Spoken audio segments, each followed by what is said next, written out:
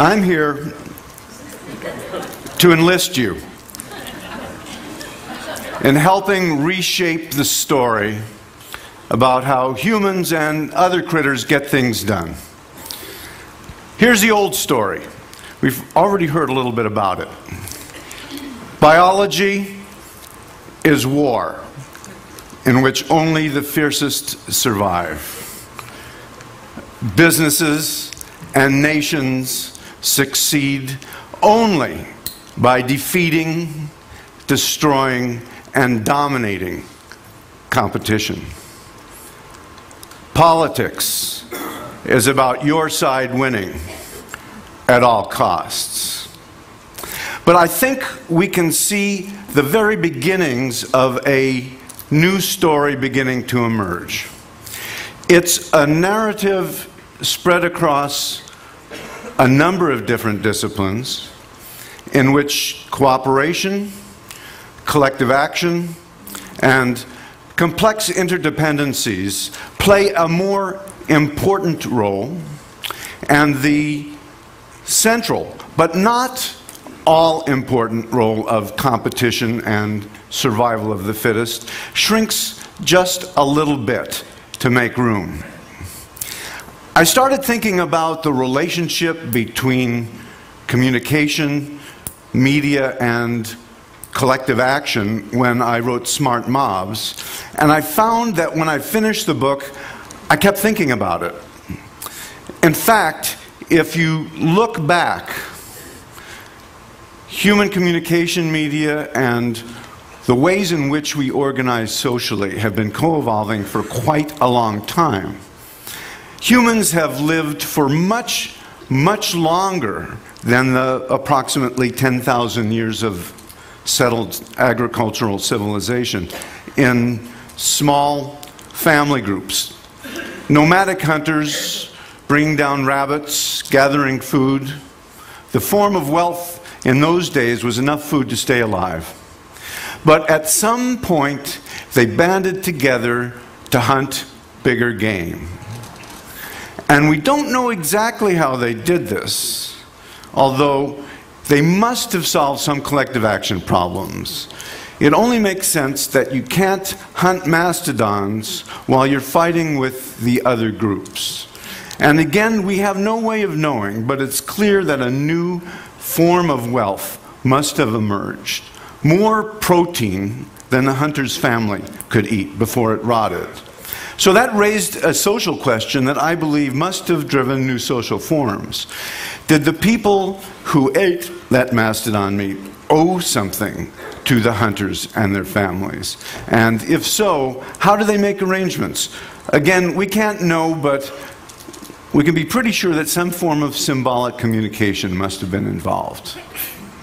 Of course, with agriculture came the first big civilizations, the first cities built of mud and brick, the first empires. And it was the administrators of these empires who began hiring people to keep track of the wheat and sheep and wine that was owed and the taxes that was owed on them by making marks on clay in that time.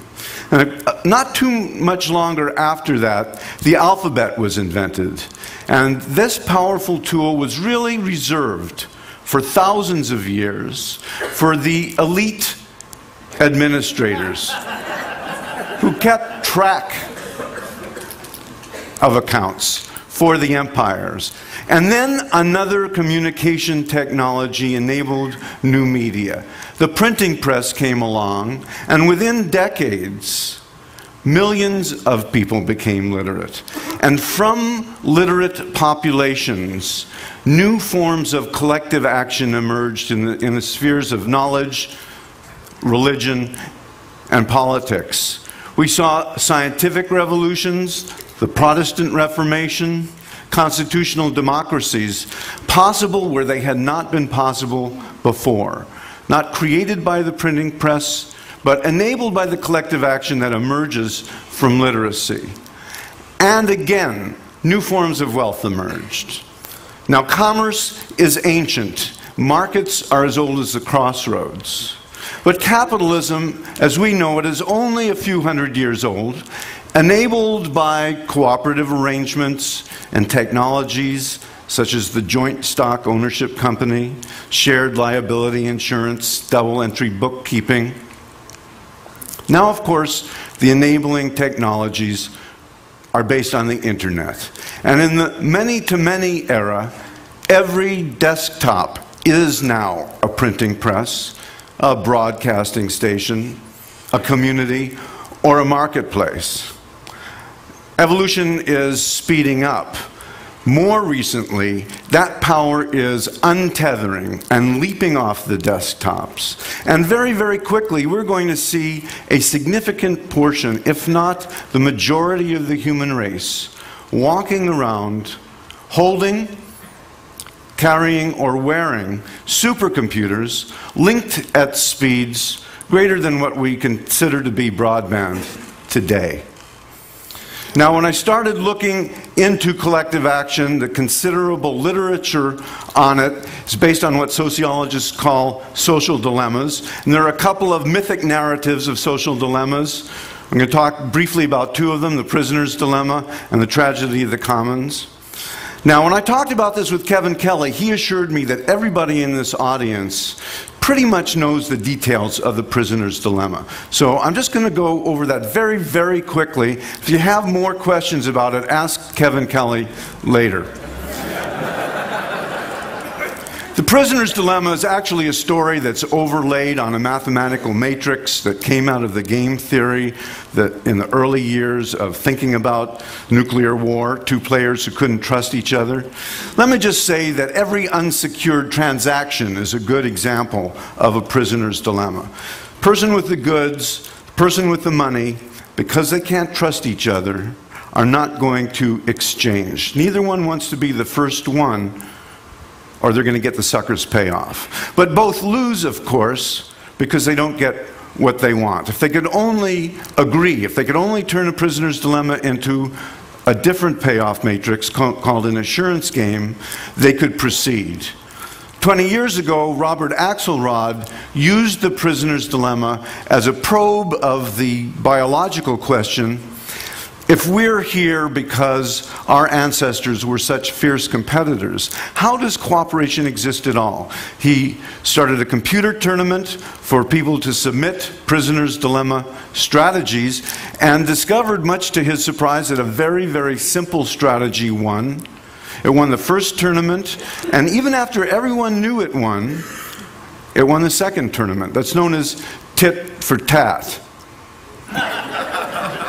Another economic game that may not be as well known as the prisoner's dilemma is the ultimatum game. And it's also a very interesting probe of our assumptions about the way people make economic transactions. Here's how the game's played. There are two players. They've never played the game before. They will not play it again.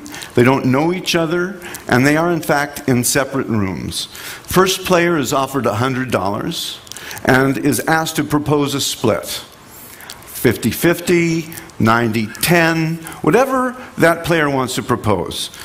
The second player either accepts the split, both players are paid, and the game is over, or rejects the split, neither player is paid, and the game is over. Now, the fundamental basis of neoclassical economics would tell you it's irrational to reject a dollar because somebody you don't know in another room is going to get 99. Yet, in thousands of trials with American and European and Japanese students, a significant percentage would reject any offer that's not close to 50-50. And although they were screened and didn't know about the game and had never played the game before, proposers seem to innately know this because the average proposal was surprisingly close to 50-50. Now, the interesting part comes in more recently when anthropologists began taking this game to other cultures and discovered to their surprise that slash and burn agriculturalists in the Amazon, or nomadic pastoralists in Central Asia, or a dozen different cultures, each had radically different ideas of what is fair, which suggests that instead of there being an innate sense of fairness, that somehow the basis of our economic transactions can be influenced by our social institutions, whether we know that or not. The other major narrative of social dilemmas is the tragedy of the commons. Garrett Hardin used it to talk about overpopulation in the late 1960s. He used the example of a common grazing area in which each person, by simply maximizing their own flock, led to overgrazing and the depletion of the resource. He had the rather gloomy conclusion that humans will inevitably despoil any common pool resource in which people cannot be restrained from using it.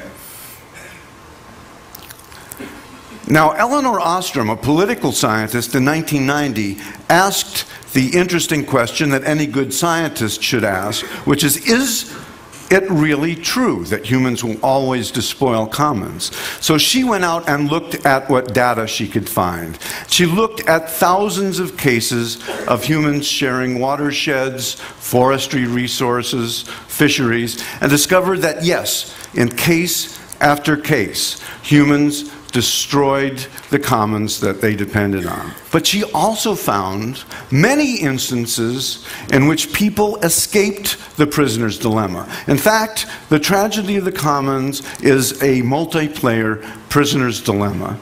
And she said that people are only prisoners if they consider themselves to be. They escape by creating institutions for collective action. And she discovered, I think, most interestingly, that among those institutions that worked, there were a number of common design principles. And those principles seem to be missing from those institutions that don't work.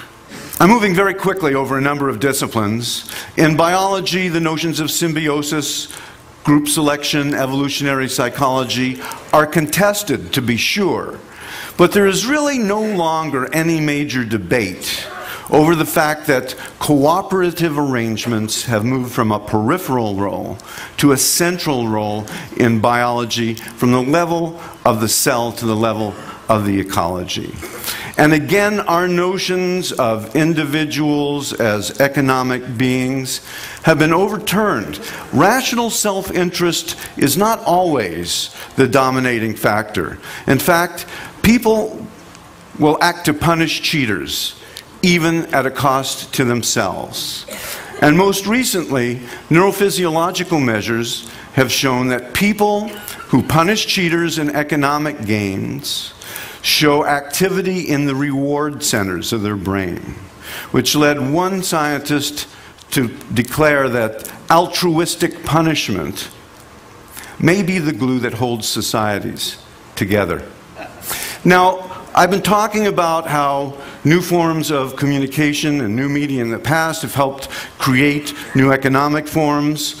Commerce is ancient. Markets are very old. Capitalism is fairly recent. Socialism emerged as a reaction to that. And yet we see very little talk about how the next form may be emerging. Jim Surowiecki briefly mentioned Yochai Benkler's paper about open source, pointing to a new form of production, peer-to-peer production. I simply want you to keep in mind that if in the past new forms of cooperation enabled by new technologies create new forms of wealth, we may be moving into yet another economic form that is significantly different from previous ones. Very briefly, let's look at some businesses. IBM, as you know, HP, Sun, some of the most fierce competitors in the IT world are open sourcing their software, are providing portfolios of patents for the commons. Eli Lilly, in, again, the fiercely competitive pharmaceutical world, has created a market for solutions for pharmaceutical problems. Toyota, instead of treating its suppliers as a marketplace, treats them as a network and trains them to produce better, even though they are also training them to produce better for their competitors. Now, none of these companies are doing this out of altruism. They're doing it because they're learning that a certain kind of sharing is in their self-interest. Open source production has shown us that world-class software, like Linux and Mozilla, can be created with neither the bureaucratic structure of the firm nor the incentives of the marketplace as we've known them. Google enriches itself by enriching thousands of bloggers through AdSense. Amazon has opened its application programming interface to 60,000 developers. Countless Amazon shops. They're enriching others, not out of altruism, but as a way of enriching themselves. eBay solved the prisoner's dilemma and created a market where none would have existed by creating a feedback mechanism that turns a prisoner's dilemma game into an assurance game. Instead of neither of us can trust each other, so we have to make suboptimal moves, it's you prove to me that you're trustworthy and I will cooperate. Wikipedia has used thousands of volunteers to create a free encyclopedia with 1.5 million articles in 200 languages in just a couple of years. We've seen that ThinkCycle has enabled NGOs in developing countries to put up problems to be solved by design students around the world, including something that's being used for tsunami relief right now. It's a mechanism for rehydrating cholera victims that's so simple to use that illiterates can be trained to use it. BitTorrent turns every downloader into an uploader, making the system more efficient the more it is used. Millions of people have contributed their desktop computers when they're not using them to link together through the internet into supercomputing collectives that help solve the protein folding problem for medical researchers that's folding at home at Stanford, to crack codes, to search for life in outer space. I don't think we know enough yet. I don't think we've even begun to discover what the basic principles are, but I think we can begin to think about them. And I don't have enough time to talk about all of them, but think about self-interest. This is all about self-interest that adds up to more. In El Salvador, both sides that withdrew from their civil war took moves that have been proven to mirror a prisoner's dilemma strategy. In the US, in the Philippines, in Kenya, around the world, citizens have self-organized political protests and get-out-the-vote campaigns using mobile devices and SMS. Is an Apollo project of cooperation possible, a transdisciplinary study of cooperation? I believe that the payoff would be very big. I think we need to begin developing maps of this territory so that we can talk about it across disciplines. And I am not saying that understanding cooperation is going to cause us to be better people. And sometimes people cooperate to do bad things. But I will remind you that a few hundred years ago, people saw their loved ones die from diseases they thought were caused by sin or foreigners or evil spirits. Descartes said we need an entire new way of thinking. When the scientific method provided that new way of thinking and biology showed that microorganisms cause disease, suffering was alleviated. What forms of suffering could be alleviated? What forms of wealth could be created if we knew a little bit more about cooperation? I don't think that this transdisciplinary discourse is automatically going to happen. It's going to require effort. So I enlist you to help me get the cooperation project started. Thank you.